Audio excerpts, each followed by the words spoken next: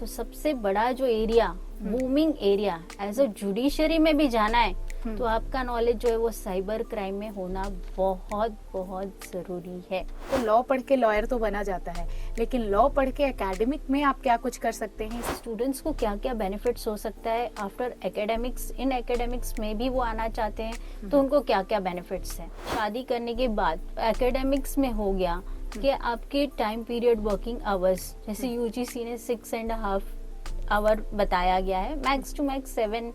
Then when your childrens are at home you are with your children, क्योंकि law के amendment सारे शोध से ही आते हैं, क्योंकि लॉ यूनिवर्सल है। तो डॉक्टर्स वगैरह भी लॉ कर रहे हैं। नमस्कार श्रोताओं, in tune with Shri JJTU के पॉडकास्ट में आपका बहुत बहुत स्वागत है। आज हमारे साथ जो गेस्ट जुड़ी हैं डॉक्टर दीप्ति गाला जी, ये मुंबई से आई हैं और एक ऐसा विषय लेकर जिसकी जानकारी हर व्यक्ति को होनी चाहिए, यूथ को तो होनी ही चाहिए। और हमारे यहाँ खुद श्री JJT यूनिवर्सिटी में लॉ के इतने सारे स्टूडेंट्स हैं जो लॉ पढ़ रहे हैं और अपना करियर बनाने वाले हैं। तो लॉ पढ़ के लॉयर तो बना जाता है, लेकिन लॉ पढ़ के एकेडमिक में आप क्या कुछ कर सकते हैं, इसके लिए मैम खुद आई हैं। और मैं चाहूँगी कि मैम, आपका बड़ा लंबा एक्सपीरियंस रहा है एकेडमिक में, तो आप अपने बारे में हमारे जो दर्शक हैं उनको बताइए कि आपने एकेडमिक में क्या कुछ किया है और क्या कुछ किया जा सकता है। जी नमस्कार, थैंक यू मंजरी जी। हमने जब हमारी एजुकेशन की जर्नी शुरू की, हमने बीकॉम किया था, LLB किया था, LLM किया था। उसके बाद हमने JJTU से ही PhD ही करी है। अब हम कुछ बताएंगे आपको हमारे एक्सपीरियंस से।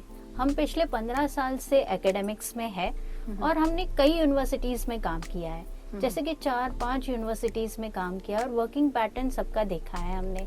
उससे हमें एक पता चला है कि स्टूडेंट्स को क्या क्या बेनिफिट्स हो सकता है आफ्टर एकेडमिक्स, इन एकेडमिक्स में भी वो आना चाहते हैं तो उनको क्या क्या बेनिफिट्स हैं। जैसे एक मैं आपको उदाहरण के नाम पे बोलती हूँ कि हमने LLB तो किया, जो कि 5 इयर्स कोर्स, 3 इयर्स कोर्स दोनों अवेलेबल है आपके ग्रेजुएशन के बाद। उसके बाद जो है आप अपना स्पेशलाइजेशन चूज कर सकते हैं, जिसमें आप स्पेशलाइजेशन करना चाहते हैं, जिसमें आप पोस्ट ग्रेजुएशन करना चाहते हैं। वो होता है हमारा LLM, जो कि 2 साल का कोर्स होता है। उसमें आप क्रिमिनल लॉ चूज कर सकते हैं, उसमें आप other intellectual property law choose कर सकते हैं। वेरियस एरियाज हैं ऐसे। उसको लेकर आगे आप जब पोस्ट ग्रेजुएशन कंप्लीट करते हैं, उसके बाद आप रिसर्च कर सकते हैं। एक पर्टिकुलर प्रॉब्लम जो है सोसाइटी में, उसको टैग करके उस पर रिसर्च करके कि लॉज में क्या प्रॉब्लम्स है, हम उसको कैसे रिजॉल्व कर सकते हैं, लोगों से पूछकर, इंटरव्यू करके आप एक रिसर्च बना सकते हैं। उस रिसर्च के माध्यम से आप गवर्नमेंट को भी हेल्प कर सकते हैं, लेजिस्लेचर्स को भी हेल्प कर सकते हैं अमेंडमेंट्स लाने के लिए। जो लॉ कमीशन जो रिपोर्ट बनाती है उनको आप मददगार हो सकते हैं, उनके पैनलिस्ट में आप हो सकते हैं। तो ये जरिया होता है थ्रू एकेडमिक्स। दूसरा, आप टीचिंग कर सकते हैं, जो कि आज बहुत ही अच्छा प्रोफेशन माना जा रहा है, क्योंकि आप किसी को नॉलेज दे रहे हैं। सो एक नोबल प्रोफेशन माना जाता है एक तरीके से। फिर आप आर्टिकल पब्लिकेशन कर सकते हैं। चलो आपने बड़ी थीसिस नहीं लिखी रिसर्च के लिए, लेकिन आप छोटे छोटे कॉन्फ्रेंसेस में अपने नॉलेज को शेयर कर सकते हैं। मैम, आपने बहुत ही डिटेल में हमें बताया कि लॉ का जो एरिया है वो कितना वाइड है, लेकिन मैं वापस एकेडमिक में आना चाहूँगी। तो आपके क्षेत्र का जो अनुभव है वो काफ़ी लंबा रहा है, तो आप इस एकेडमिक को कैसा देखती हैं? वैसे तो आपने बताया है कि बहुत ही सम्मानजनक प्रोफेशन माना जाता है टीचिंग का, लेकिन फिर भी बीइंग अ लेडी, अगर हमें कोई गर्ल देख रही है तो उसके मन में ये ज़रूर सवाल होंगे कि ऐसे क्या चैलेंजेस हैं जो आते हैं, तो उनको आप क्या कहना चाहेंगे? जी, चैलेंजेस तो एज अ वुमेन उनके करियर में आता ही है, लेकिन अभी जैसे कि शादी करने के बाद एकेडमिक्स में हो गया कि आपके टाइम पीरियड वर्किंग आवर्स, जैसे यूजीसी ने 6.5 आवर बताया गया है, max to max 7। Then when your childrens are at home you are with your children, firstly.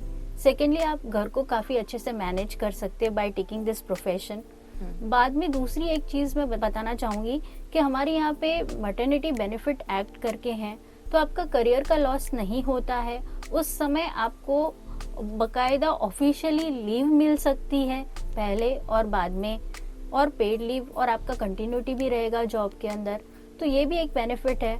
Girls के लिए डेफिनेटली और विमेन के लिए डेफिनेटली चैलेंजेस आती है, बट ये प्रोफेशन मैं कहूँगी कि गर्ल्स एंड विमेन के लिए काफ़ी अच्छा है, क्योंकि वर्किंग आवर्स जो है वो कंसाइज रहते हैं, जहाँ आप अपनी फैमिली को भी ध्यान दे सकते हैं और आपके करियर को भी आप जस्टिफाई कर सकते हैं। एक ऐसी धारणा है, जैसे हमने बात की शुरुआत ही की थी, कि अगर आप लॉ पढ़ रहे हैं तो बस लॉयर बनेंगे, ऐसा सब कहते हैं। लेकिन आप इस धारणा को तोड़ने के लिए आप हमारे यूथ को क्या कुछ बोलना चाहेंगे? जी, ये तो सोच है बच्चों की कि जब वो पढ़ते हैं तो उनको लगता है कि अरे मुझे कोर्ट में जाना पड़ेगा, एक कोर्ट से दूसरे कोर्ट में भागना पड़ेगा, ये भागम दौड़ी का मुझे काम करना नहीं है, मुझे तो मस्त एसी रूम में बैठ के काम करना है। तो है ना ऑप्शन, काफी ऑप्शंस है अभी लॉ में। जैसे आप सॉलिसिटर का कोर्स कर सकते हैं। सॉलिसिटर जो है वो सिर्फ चेम्बर प्रैक्टिस करते हैं, चेम्बर में बैठ के सिर्फ प्रॉपर्टी पे एडवाइजेस देते हैं। आप मीडिएटर बन सकते हैं, जो बूमिंग एरिया है अभी आज। आर्बिट्रेटर बन सकते हैं। आप किसी कॉर्पोरेट में जाके लॉ के पैनलिस्ट में आ सकते हैं, इनकम टैक्स के पैनल में जा सकते हैं, एयरलाइंस के पैनल्स में जा सकते हैं, क्योंकि हर एक का एक लॉ पैनल होता है। जो बड़े कॉर्पोरेट फील्ड्स रहते हैं उनके हर एक के पैनल रहते हैं। जुडिशरी में जा सकते हैं। जब हमने बात की शुरुआत की थी तो आपने बताया था कि रिसर्च का भी काफी वाइड एरिया है जो लॉ में ओपन है। आप शोध का जो ये क्षेत्र है, लॉ में शोध को किस तरह देखते हैं? देखिए, लॉ में शोध का ना बहुत बड़ा रोल है, क्योंकि लॉ जो है ना डायनामिक है। सोसाइटी चेंजेस ना, तो लॉ को चेंज होना पड़ता है। अब जो सिचुएशन में जो बनाए गए रहेंगे नियम, वो सिचुएशन तो कंटिन्यूटी रहती नहीं है। तो जो पुराने वाले जो लॉज है वो कितने इफेक्टिव है करंट सोसाइटी में, यही जो शोध है, यही तो मेन शोध है। क्योंकि हम किस चीज के लिए लॉ बना रहे हैं, लोगों को जो है वो रिलैक्सेशन मिले, जो विक्टिम्स है उनको जस्टिस मिले। अगर इम्पैक्ट उनका सही इस समय नहीं है तो उनमें बदलाव जरूरी है। तो वो बदलाव क्या लोगों को चाहिए जिससे उनको हकीकत में जो है वो जस्टिस मिलेगा। तो ये शोध का जो है ना बहुत बड़ा रोल है लॉ के अंदर एटलीस्ट, क्योंकि लॉ के अमेंडमेंट सारे शोध से ही आते हैं। बिल्कुल बिल्कुल। तो शोध का बहुत बड़ा भाग है इसमें। आप बहुत सारे बच्चों को डील करती होंगी और हर बच्चों के सपने भी अलग होते होंगे, तो आपकी समझ से लॉ में इतने एरियाज हैं, लेकिन अगर हम भविष्य की बात करें तो आप उन कौन से विषय हैं जिनको देखती हैं कि अगर इस पे बच्चा अभी से ध्यान दे तो उसका भविष्य जो है वो बेहतर होगा, और ये तो सीखना ही चाहिए सर्वाइविंग के लिए। उसके लिए जो है ना, अभी आप देखोगे सारी चीजें हमारी जो है वो ई पे चली गई हैं। तो सबसे बड़ा जो area, booming area, as a judiciary में भी जाना है तो आपका नॉलेज जो है वो साइबर क्राइम में होना बहुत बहुत जरूरी है। यानी कि साइबर क्राइम का कोर्स तो मैं ये रिकमेंड करूंगी कि हर एक स्टूडेंट लॉ का है उसको आज की तारीख में इज अ नेसेसिटी, क्योंकि फ्यूचर ही वो है। आज ई कोर्स, वीडियो कॉन्फ्रेंसिंग, सारी चीजें जो है वो ई पे ही आ रही है। एआई भी न्यू सब कुछ ई पे ही जाने वाला है। तो आपको जो है फ्रॉड्स जो हो रहे हैं अभी वो साइबर क्राइम पे ज्यादा हो रहे हैं, क्योंकि ई पेमेंट्स, ई फाइनेंस, ये सब कुछ आ चुका है। ई कॉन्ट्रैक्ट्स आ चुके हैं, ई कॉमर्स आ चुका है। तो लिटिगेशंस को टैग करने के लिए भी आपको उस चीज का नॉलेज होना चाहिए। बिल्कुल बिल्कुल। तो मैं ये चाहूंगी कि पहला जो एरिया है वो साइबर क्राइम कंपलसरी सबको करना ही चाहिए। ज्यादा नहीं करो तो पीजी डिप्लोमा 1 साल के कोर्सेज रहते हैं, उनको कर लेना चाहिए। दूसरा बूमिंग एरिया जो है एआई के साथ, वो है इंटेलेक्चुअल प्रॉपर्टी राइट्स। क्योंकि पेटेंट, जिस तरह से वो एआई सॉफ्टवेयर बना है उसका पेटेंट रहेगा, उसमें काफी लिटिगेशंस आएंगे। और जो पहले इतना ये एरिया हाईलाइटेड नहीं था तो उसमें लॉयर्स भी बहुत कम है, वो बूमिंग एरिया है। तीसरा, आज अब हम देखेंगे कि हर जगह पे रीडेवलपमेंट हो रहे हैं। Everywhere, all over society redevelopment चल रहा है। हर क्लस्टर, ग्रुप, ये वो सिटी बना रहे हैं। तो आपके रेरा लॉज, सोसाइटी लॉज, हर सोसाइटीज में इश्यूज हैं।